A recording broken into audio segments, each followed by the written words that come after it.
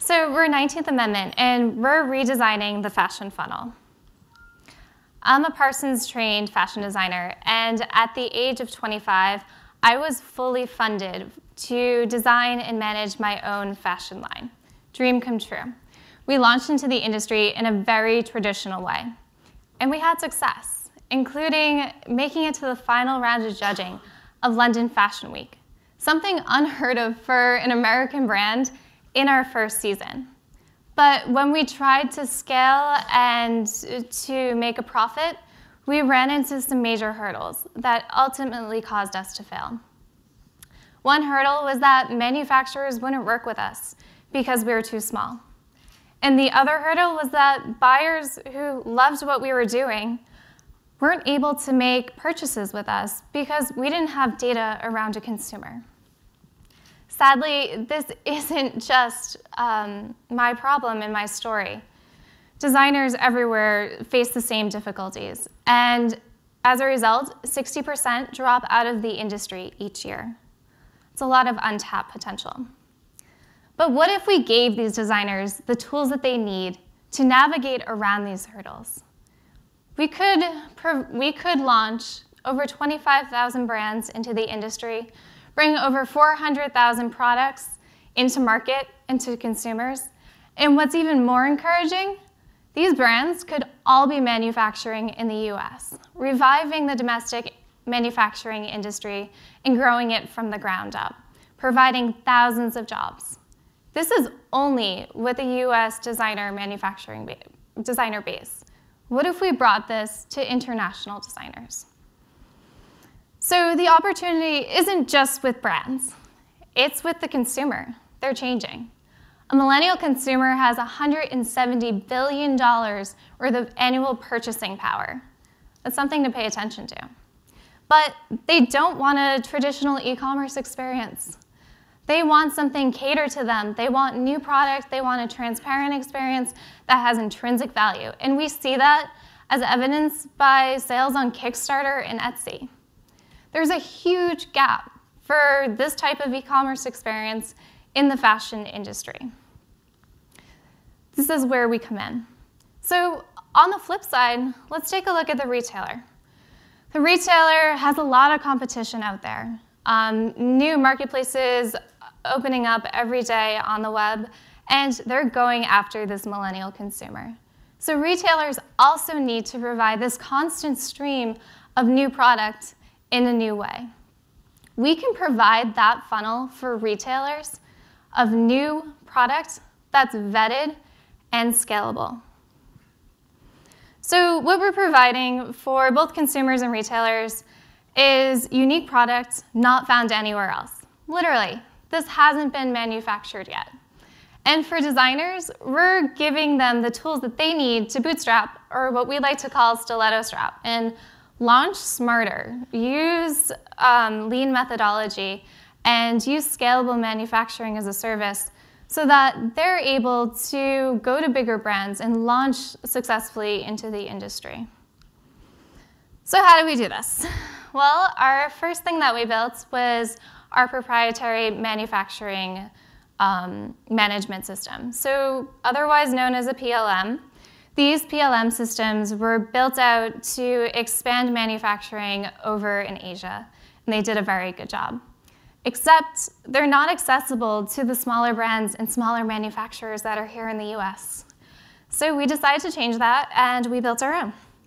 On this PLM system, we're working with manufacturers in New York, in Brooklyn, all the way to Las Vegas. And because we're providing them with a steady stream of products and brands from around the globe on a constant basis, not just seasonally, they're able to scale and grow their operations as well.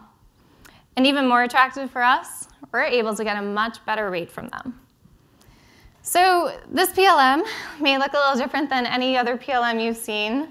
That was probably built in the 90s. This one doesn't require a degree in computer science to operate. It's a fantastic user experience, and with it, we're cutting down thousands of hours and dollars and saving brands all the time, money, and hassle. One one showcasing of this is our ability to take materials and scrape the data behind that, so we can make the sourcing process much quicker and smoother. So our brands go on and they fill out their tech pack on the PLM, which is given straight to the manufacturer for pricing. So we're kind of like quirky, but we figured out the business model beforehand, which we think is a lot smarter. After that, it's completely plug and play. Put in your branding information and connect your social media, and voila, the virtual studio is up. So this virtual studio is a completely new type of e-commerce experience. This is where the consumer goes on and has an authentic and transparent experience with the brand. They can look at brand inspiration, things that are usually left in the studio. They can find out about the maker behind the threads. They can share their finds and discoveries with their social media friends. And they can leave critiques, kind of like a digital project runway or a digital fashion star. So we're really giving retailers and consumers access and the ability to determine the next big names in fashion. So here's a scenario. What if you had the first DVF wrap dress in your closet? Pretty cool, huh? What's cooler is if you're the retailer and you brought that DVF wrap dress to market for your consumers first. Now that's fashion history, and that's what we're trying to build. We have a 3-week turnaround production, another benefit for doing everything in the USA. And because we've streamlined everything and turned the traditional retail model upside down, we can get upwards of an 83% margin, all while manufacturing here. So on the back end, we immediately start collecting data as soon as the brands launch their virtual studios. This information is about sales, demographics, geographics, critiques, everything that a brand needs in order to take this information, empower them, and bring it to a retailer. This is pure gold for the retail buyer. Traditionally, they wouldn't have this information for emerging brands. Now, they can take this information and make educated buys based on real-time market data and consumer demand, rather than looking at last year's numbers or trend reports, which are all speculation. So it empowers retailers to be able to place new product in stores and give customers exactly what they want, when they want, with quicker turnaround, and makes everyone happy. So along with the data piece and this great funnel, we also offer a few other things for retailers and brands to play around with on our platform. Our first offering is our PLM system as SaaS enterprise. So we're able to give brands this wonderful experience and cut down on the manufacturing problems. Again, with the sourcing, it just makes everything easier.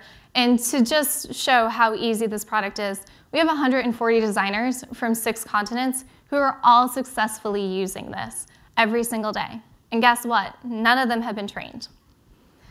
We also offer brands a way to test new products in a way that's lean. So instead of spending months and months on product iterations and tons of money, start it on 19th. Bring it straight to that consumer, get their feedback, and pivot as needed. It's also a great way for your brand to interact with their audience on a very personal and transparent level. And thirdly, we can offer 19th Amendment as a white label or a potential partnership. This is a way to get your consumer into a new e-commerce experience or to test out our customer base of fashion trendsetters. We can offer you that steady stream of unique products that you need.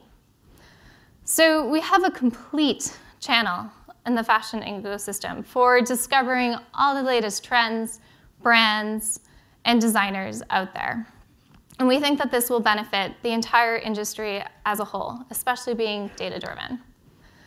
So we launched our beta June 19th, just about 1 month ago. We've had some encouraging results. We had over 200 designers apply to our site. Originally, we thought we'd keep those designers just in the US, but word got out and internationally designers came to us. So we chose 140 designers from 6 continents. They range from just graduating Parsons with their senior collections to Project Runway winners.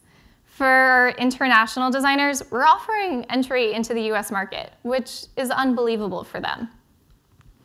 On the consumer side, we're seeing some really interesting things as well.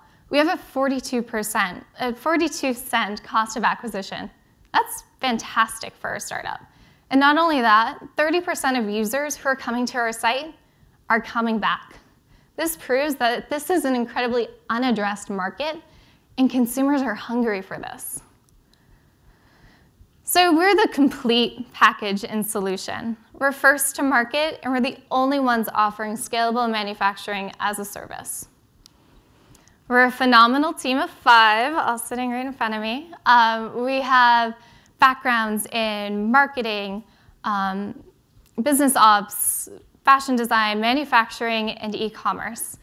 We were a Boston-based company up until a few months ago, and we're in the process of moving everything to New York. So we're already creating jobs here. And for the, yeah, that's a nice welcome.